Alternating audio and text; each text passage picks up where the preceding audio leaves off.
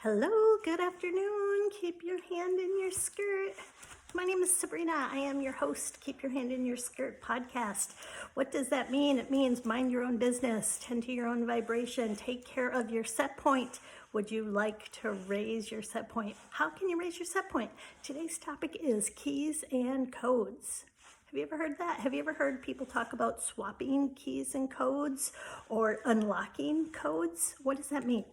Well, I've always just been a big knower that when you get in someone else's energy signature into their field, that everybody has their own unique energy, right? Everybody has their own unique flavor, their own unique vibration. So when you're in the company of somebody else, whether in personally or on the phone or on a webinar, whatever, when you're in the company of someone else, you are exposed to their frequency, to their vibration, to their unique energy signature. And likewise, they're exposed to your unique energy signature. So I've always had a knowing that law of mutual benefit. The law of mutual benefit says, right, like we can each benefit from each other's energy signature. Because everybody has something unique. Everybody has a unique quality, a unique gift, a unique aspect that can open you up, that can enhance you, that can give you information, that can give you data.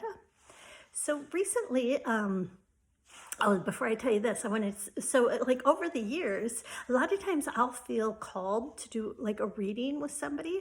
And then I set up the reading, I pay for the reading, I show up for the scheduled reading, and they'll be like, "What's your question?"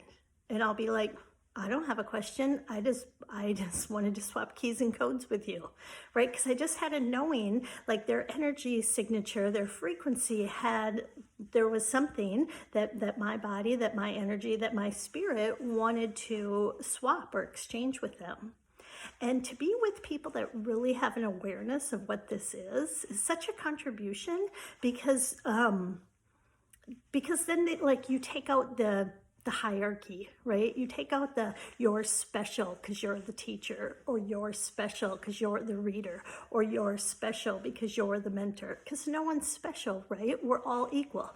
There is no hierarchy. There's a spiral, and we all fit, we all belong on the spiral, and we all rise and fall at different times, meaning like sometimes my energy, like something's happening and I could be a really big contribution to my community or to my family. So my energy will really become bright so I can be that. And then it will go back down. Somebody else will have a turn. Somebody else's, their energy signature, their gifts and creativities would be a better contribution, right? So we all like have that rising and falling that we can do with each other. So recently I heard with something from Amanda Francis that I just loved, and I'd never heard it expressed this way before, and that's why I wanted to talk today about keys and codes. She is actually talking about that she quotes a scripture from the Bible about how repetition, well, Tony Robbins always teaches us repetition is the mother of skill. Well, she's quoting the scripture about a lot of times you just need to keep hearing it over and over and over and over and over again because it hasn't quite clicked. And she talked about like a code. So if somebody's got something that you respect, that you admire, that you value, and you would say, yes, I would like some of that, then how can you get some of that? One of the ways you can get some of that is to be in their energy signature. So listening to them if they're a person you don't know, or spending time with them if it is a person you don't know. And just being in their energy signature, right? You can hear what they're talking, you can feel their vibration, and maybe like there's something in you that like just has a knowing, like yes, there's something here, but your body hasn't quite yet unlocked your lock so you can get it, so you can receive it. So it made me think, I do a lot of biking, and when, one of the bike locks that I have, like there'll be a code, and there'll be like 4 different numbers, and you have to get each number just so, and then you can hear like it unlocks, right? Like it opens. So she was talking about like our bodies are like our energetic bodies are the same.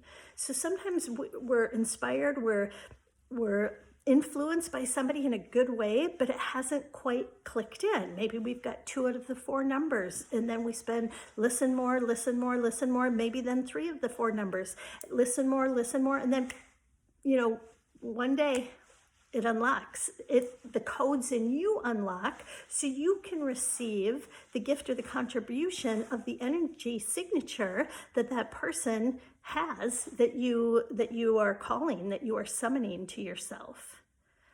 And I love this metaphor. I love this symbolism, just because I do, like, in my heart, I know each and every person is so valuable, and each and every person has such a gift.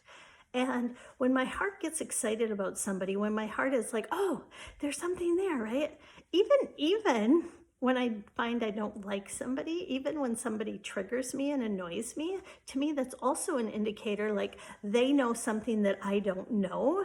And there's an aspect of me that might be, jealous sounds like a strong word, but it's like jealousy, according to Abraham, just means somebody has something that you have not yet allowed yourself to receive, or you don't know if you can receive it. So sometimes when people, like, I'll give you an example.